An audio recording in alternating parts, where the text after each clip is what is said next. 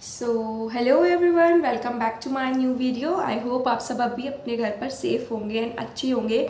So guys, SSC stenographer 2025 की notification जो है वो आ चुकी है। जितने भी बच्चे एसएससी स्टेनोग्राफर की तैयारी कर रहे थे, अब उन्हें जो है वैकेंसीज आ चुकी है।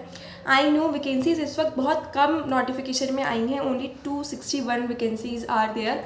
बट देखो, ज़रूरी नहीं है कि ये वैकेंसीज इतनी ही रहें, ये सिर्फ एक टेंटेटिव वैकेंसीज होती हैं। सो गाइज, ये वैकेंसीज इन फ्यूचर जो है वो बढ़ेंगी। अपने आप को डीमोटिवेट 1% भी आप लोगों को नहीं करना है, बिकॉज अगर आप लोगों ने इस पॉइंट पे खुद को डीमोटिवेट कर दिया, जो पॉइंट आपकी पढ़ाई करने का है, सो सीरियसली आप लोग बिल्कुल अपनी पढ़ाई में ध्यान नहीं दे पाओगे। इस वक्त आप लोग वैकेंसीज पर ध्यान ही मत दो, बस अपना आप लोगों को जो है वो 100% देना है, चाहे कितनी भी वैकेंसीज हो। क्योंकि गाइस, वैकेंसीज बढ़ेंगी चाहे वो कितनी भी बढ़े, मगर आप लोगों को 100% अपना देना है। अब चाहे वैकेंसीज 100 आती हैं, 10,000 आती हैं, आप लोगों को एग्ज़ाम तो देना ही है ना। अगर आप लोग ये सोच लो इस वक्त अपना 100% नहीं दिया, तो आप लोगों का पूरा एक साल जो है वो वेस्ट होने वाला है। सो वैकेंसीज को बिल्कुल इग्नोर कर दो। अगर वो 261 है तो वो इंक्रीज़ हो सकती हैं, ठीक है। सो उस चीज़ को लेकर बिल्कुल डिप्रेस फील नहीं करना है। अपनी तैयारी को बहुत अच्छे से करो, बस ये समझ लो, अपने मन को तसल्ली दे दो कि हाँ, वैकेंसीज जो है वो इंक्रीज़ हो जाएंगी। एंड यस, आपको सबसे अच्छी पढ़ाई करनी है, दैट्स इट। क्योंकि टाइम भी बस 2 महीने ही बचे हैं। आई नो आज नोटिफिकेशन देखने के बाद बहुत बच्चों का दिल टूट जाएगा कि इतनी कम वैकेंसीज हैं, बहुत तेज कट ऑफ जो है वो मतलब ऊपर जाने वाली है। ये सब हम लोगों को एग्ज़ाम देते वक्त नहीं सोचना है, प्रिपरेशन करते वक्त नहीं सोचना है। हमें बस अपना 100% देना है, क्योंकि इन फ्यूचर आप लोगों की वैकेंसीज जो है वो 110% इंक्रीज हो जाएंगी गाइस। सो प्लीज़ आप लोग अपनी पढ़ाई पर ध्यान दीजिए, ठीक है। सो अब मैं आप लोगों को बता देती हूँ कि एसएससी स्टेनोग्राफर का एग्ज़ाम कौन कौन दे सकता है। सो गाइस देखिए, जो एलिजिबिलिटी होती है, अगर वो आपको एजुकेशन क्वालिफिकेशन की बात करें, तो अगर आप 12th पास स्टूडेंट हैं, सो आप एसएससी स्टेनोग्राफर का एग्जामिनेशन जो है वो दे सकते हैं। नेक्स्ट, अगर हम लोग एज की बात करें, अगर आप 18+ हैं तो आप आराम से दे सकते हैं, ओके। और अब बात कर लेते हैं कि एग्ज़ाम का पैटर्न क्या रहता है। सो गाइस, 2 एग्ज़ाम्स होते हैं। First is CBT and second is skill test. CBT में जो आप लोगों का एग्ज़ाम पैटर्न रहता है, उसमें 200 क्वेश्चंस आते हैं, आप लोगों को 2 आवर्स मिलते हैं।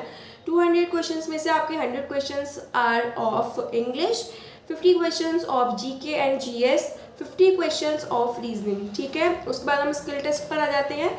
सो स्किल टेस्ट में जो मेन आपकी आती है वो आती है शॉर्ट हैंड, ठीक है। अगर आप लोगों को सिलेक्शन लेना है तो आप लोगों को शॉर्ट हैंड जो है वो सीखनी ही पड़ेगी, क्योंकि स्किल टेस्ट में शॉर्ट हैंड मांगते हैं। अगर आपने ग्रेड डी के लिए क्वालिफाई किया है, सो आपको 80 वर्ड्स पर मिनट की स्पीड चाहिए। और अगर आपने सी में भी क्वालिफाई किया है तो 100 वर्ड्स पर मिनट की स्पीड जो है वो मांगी जाती है। ये एक मैंने आपको मतलब दे दिया है ओवरव्यू। उसके बाद अगर आप लोगों को कोई भी क्वेरी हो तो आप लोग जो है कमेंट सेक्शन में पूछ सकते हैं। मगर अगर आपने 12th क्लियर कर लिया है, आप लोगों का 12th हो चुका है, so this is the best job, because 12th के बाद इतना लेवल 4 की जॉब जो है वो बहुत कम ही होती हैं। सो इसलिए आप लोगों को इसके लिए ज़रूर ट्राई करना चाहिए गाइज। एंड प्लीज़ वैकेंसीज़ को देखकर बिल्कुल भी डिसाइडेड नहीं होना है। आप लोगों को सिर्फ और सिर्फ अपनी पढ़ाई पर जो है वो ध्यान देना है, ओके गाइज। अब मैं आप लोगों के सामने जो की पॉइंट्स हैं नोटिफिकेशन में वो थोड़ा सा रीड आउट कर देती हूँ, ताकि आप लोगों को भी क्लैरिफिकेशन जो है वो मिल जाए। आपकी ऑनलाइन सबमिशन जो है वो स्टार्ट हो गई है। आज से 26 तारीख तक जो है वो लास्ट डेट आप लोगों की रहेगी, और आप लोग फीस 27 तक जो है वो कर सकते हैं, ओके। और आप लोगों का जो फर्स्ट सीबीटी एग्जामिनेशन होगा वो 6 अगस्त से लेकर 11 अगस्त के बीच में रहने वाला है, ओके। और अगर आप लोगों को करेक्शन करना है कुछ, तो वो 1 जुलाई से लेकर 2 जुलाई के बीच में आप लोग कर सकते हैं। वैकेंसीज आप लोगों को मैंने बताई दी हैं, 261 वैकेंसीज हैं, ये ज़रूर बढ़ेंगी। सो आप लोग इस चीज़ की टेंशन जो है वो बिल्कुल भी जो है वो मत लीजिएगा।